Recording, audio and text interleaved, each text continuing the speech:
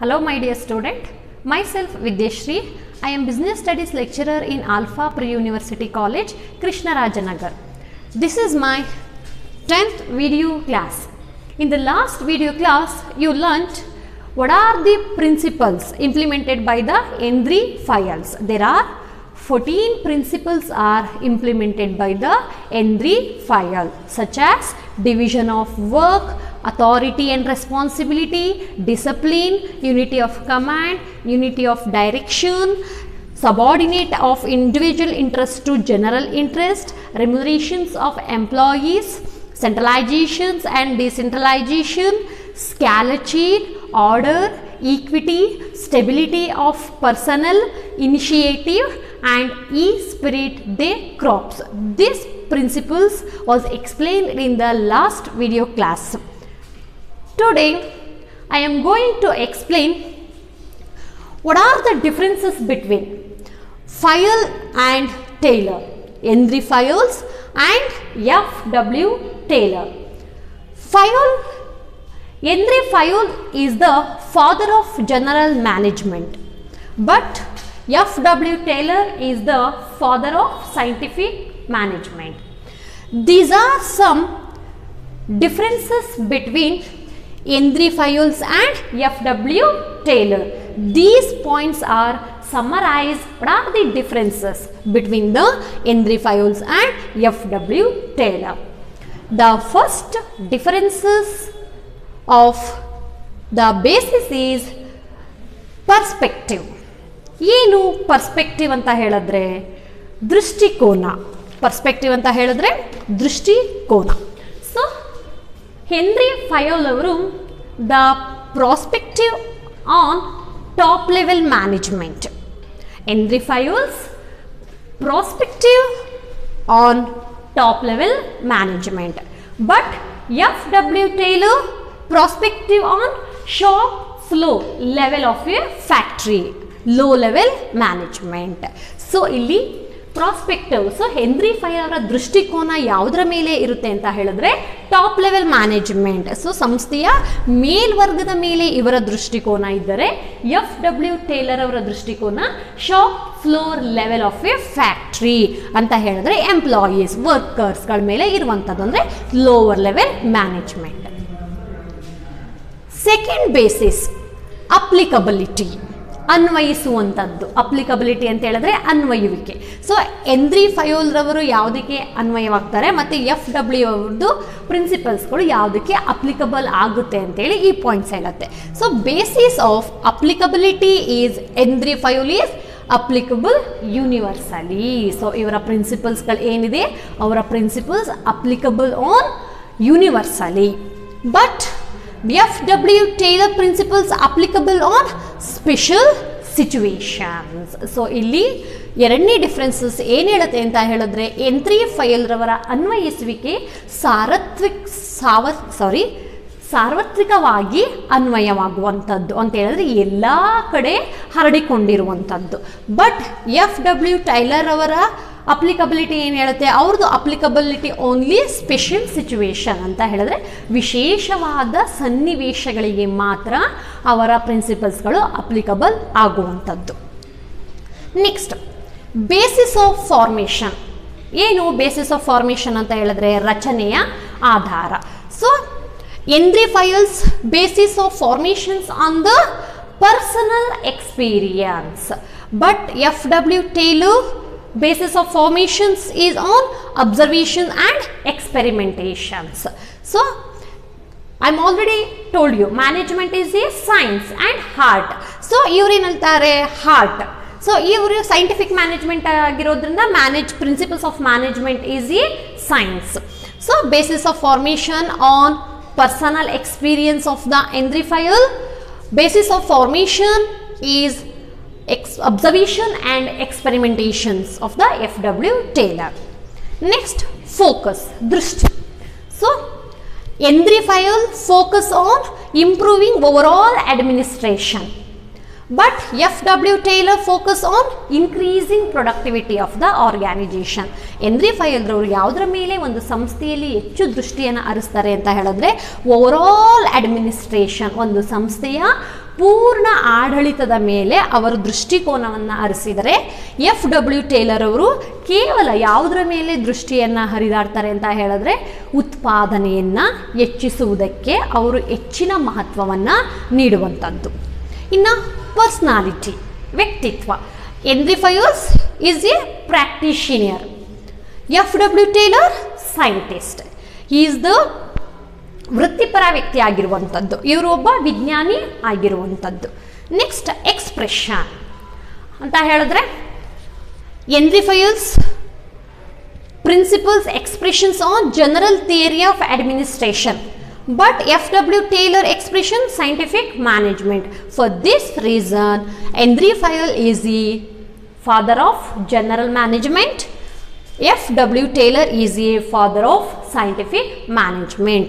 So ಇವರ ಒಂದು ವೃತ್ತಿ ಅನುಭವವನ್ನು ಅವರ ಎಕ್ಸ್ಪ್ರೆಷನ್ಸ್ ಏನಿದೆ, ಅವರು ಯಾವ ರೀತಿ ಹೇಳ್ತಾರೆ ಅಂತ ಹೇಳಿದ್ರೆ general theory of administration, but FW Taylor expression on scientific management. So these are some differences between FW Taylor and Henry Fayol. First one ಏನು ಹೇಳುತ್ತೆ, ಹೆನ್ರಿ ಫಯೋಲ್ ರವರ ಪ್ರಾಸ್ಪೆಕ್ಟಿವ್ ದೃಷ್ಟಿಕೋನ ಟಾಪ್ ಲೆವೆಲ್ ಮ್ಯಾನೇಜ್ಮೆಂಟ್ ಮೇಲೆ ಇದ್ದರೆ, FW ಟೇಲರ್ ಅವರ ದೃಷ್ಟಿಕೋನ ಸಂಸ್ಥೆಯ low level ಮ್ಯಾನೇಜ್ಮೆಂಟ್ಗೆ ದೃಷ್ಟಿಕೋನ ಇರುವಂಥದ್ದು. So Henri Fayol prospective on top level management, FW Taylor prospective on lower level management. ಇನ್ನು ಅಪ್ಲಿಕಬಿಲಿಟಿ, ಅನ್ವಯಿಸುವಂಥದ್ದು. So Henri Fayol principles are applicable in universally, but FW Taylor principles are applicable only special situations. Next basis of formation. So ಯಾವ ರೀತಿ ರಚನೆ ಆಗಿರುತ್ತೆ ಅಂತ ಹೇಳಿದ್ರೆ on the basis of personal experience, ತಮ್ಮದೇ ಆದಂತಹ ವೈಯಕ್ತಿಕ ಅನುಭವದಿಂದ ಹೆನ್ರಿ ಫಯೋಲ್ ರವರ ರಚನೆ ಆಗಿರುವಂಥದ್ದು. So FW Taylor principles R formations on the basis of observation and experimentation, because FW Taylor introduce scientific management. It includes observation and experimentations. Next focus. Henri Fayol focus on overall administrations of the organisations. ಅವರ ದೃಷ್ಟಿಕೋನ ಏನಿರುತ್ತೆ ಅಂತ ಹೇಳಿದ್ರೆ ಒಂದು ಸಂಸ್ಥೆಯ ಪೂರ್ಣ ಆಡಳಿತವನ್ನು improve ಮಾಡುವಂಥದ್ದು, ಅಭಿವೃದ್ಧಿಯನ್ನು ಮಾಡುವಂಥದ್ದು. But FW Taylor focus on only increasing productivity, ಉತ್ಪಾದನೆಯನ್ನು ಹೆಚ್ಚಿಸುವುದು ಇವರ ದೃಷ್ಟಿಯಾಗಿರುವಂಥದ್ದು. ನೆಕ್ಸ್ಟ್ ಪರ್ಸ್ನಾಲಿಟಿ, ವ್ಯಕ್ತಿತ್ವ. ಹೆನ್ರಿ ಫಯೋಲ್ ವ್ಯಕ್ತಿತ್ವ ಏನು ಹೇಳುತ್ತೆ, ಪ್ರಾಕ್ಟಿಷಿಯರ್. ಇವು FW ಟೇಲರ್ ಸೈಂಟಿಸ್ಟ್. ಇನ್ನು expression, Henri Fayol introduced general theory of administration, but FW Taylor introduced scientific management. So these are points summarize what are the differences between Henry Fayol and FW Taylor.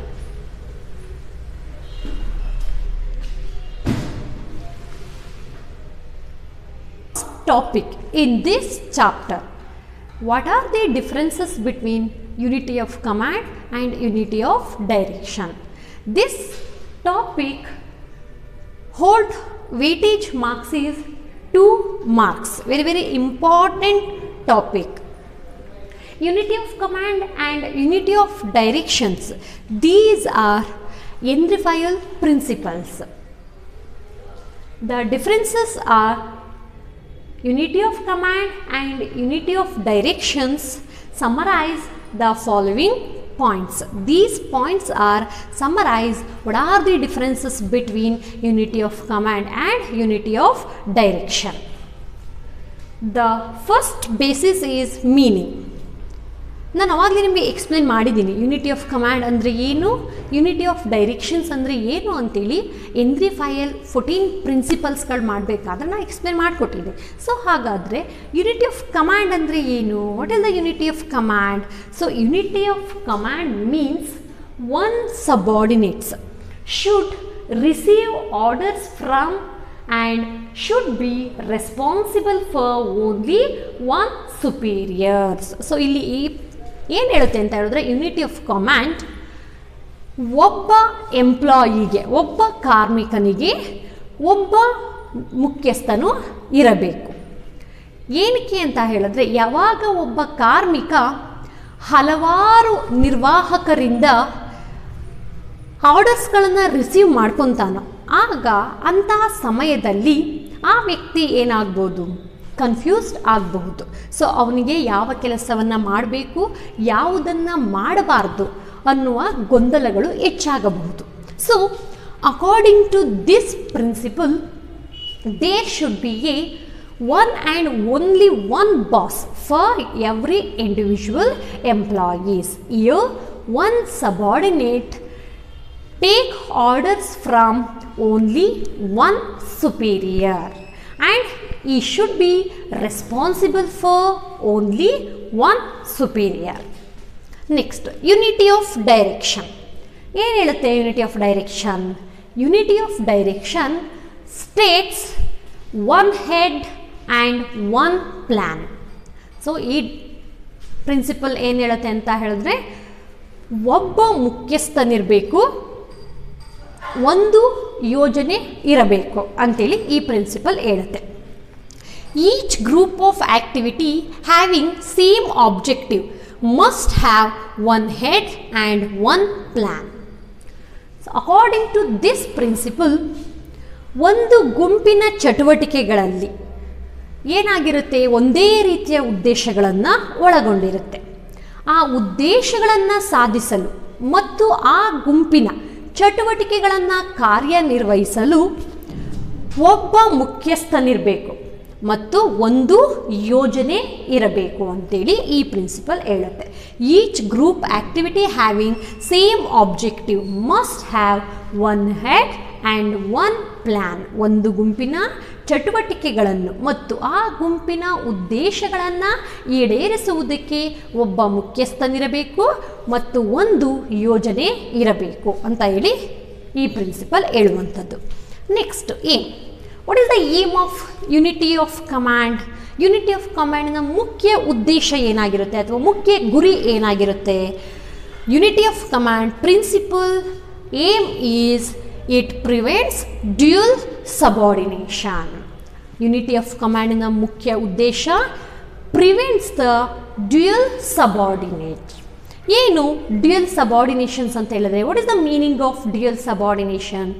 Dual subordination means when the employees are takes order from more persons to or more persons, that is called dual subordinations. ಯಾವಾಗ ಒಬ್ಬ ಕಾರ್ಮಿಕನು ಒಬ್ಬರಿಗಿಂತ ಹೆಚ್ಚು ನಿರ್ವಾಹಕರಿಂದ ಸುಪೀರಿಯರ್ಸಿಂದ ಆರ್ಡರ್ಸ್ಗಳನ್ನು receive ಮಾಡ್ಕೊತಾರೋ ಅದನ್ನು ನಾವು dual subordinations ಅಂತೇಳಿ ಕರಿತೀವಿ. First of all, unity of ಕಮಾಂಡ್ನ ಮುಖ್ಯ ಉದ್ದೇಶ ಏನು ಹೇಳುತ್ತೆ?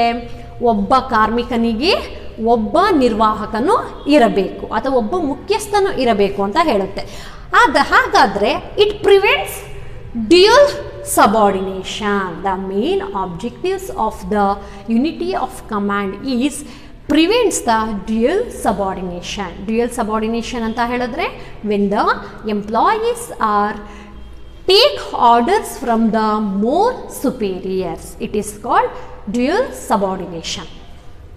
Next, unity of direction aim enu agadre, the principle of unity of command aims is prevents overlapping of activities. ಒಂದು ಸಂಸ್ಥೆ ಅಂದ ಮೇಲೆ ಆ ಸಂಸ್ಥೆಯಲ್ಲಿ ಇಲ್ಲೀಗಲ್ ಆ್ಯಕ್ಟಿವಿಟೀಸ್ ಅಥವಾ ಓವರ್ಲ್ಯಾಪಿಂಗ್ ಆ್ಯಕ್ಟಿವಿಟೀಸ್, ಅತಿಕ್ರಮಿಸುವಂತಹ ಚಟುವಟಿಕೆಗಳು ನಡೀತಾ ಇರುತ್ತೆ. ಅಂತಹ ಚಟುವಟಿಕೆಗಳನ್ನು ತಡೆಗಟ್ಟುವುದು ಈ ತತ್ವದ ಮುಖ್ಯ ಉದ್ದೇಶ.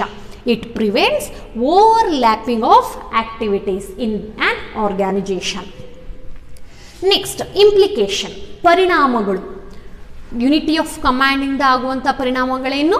ಯೂನಿಟಿ ಆಫ್ ಡೈರೆಕ್ಷನ್ಸ್ ಇಂದ ಆಗುವಂತಹ ಪರಿಣಾಮಗಳು ಏನು? The simplifications of unity of command is it effects an individual employee. So unity of command ಪ್ರಿನ್ಸಿಪಲನ್ನು ಫಾಲೋ ಮಾಡೋದ್ರಿಂದ it effects only individual employee, because the employees receive orders from the only one superiors and employees is responsible for only one superior, so it is effects only on individual employee.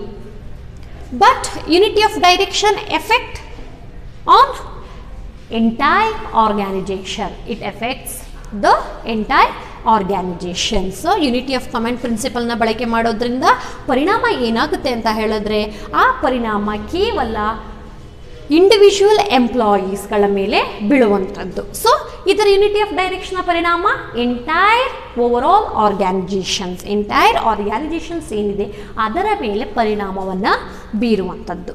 So these are some points summarize what are the differences between unity of command and unity of direction.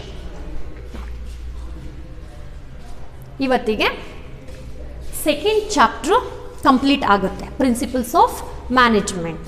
So ಈ ಚಾಪ್ಟ್ರಲ್ಲಿ ನೀವು ಏನೇನು ಕಲ್ತಿದ್ದೀರಾ? You learned meaning and concept of the principles of management, nature of principles of management, significance of principles of management, what are the techniques are used in the scientific management, and F.W. Taylor principles and Andrew-Fayol principles, and what are the differences between Andrew-Fayol and F.W. Taylor, and last you learnt unity of command and unity of direction differences. So in this chapter ಇಲ್ಲಿಗೆ ಮುಗಿಯುತ್ತೆ. ಈ chapter ನೋಟ್ಸನ್ನು ನಾನು ನಿಮಗೆ ಸದ್ಯದಲ್ಲೇ upload ಮಾಡ್ತೀನಿ. Thank you.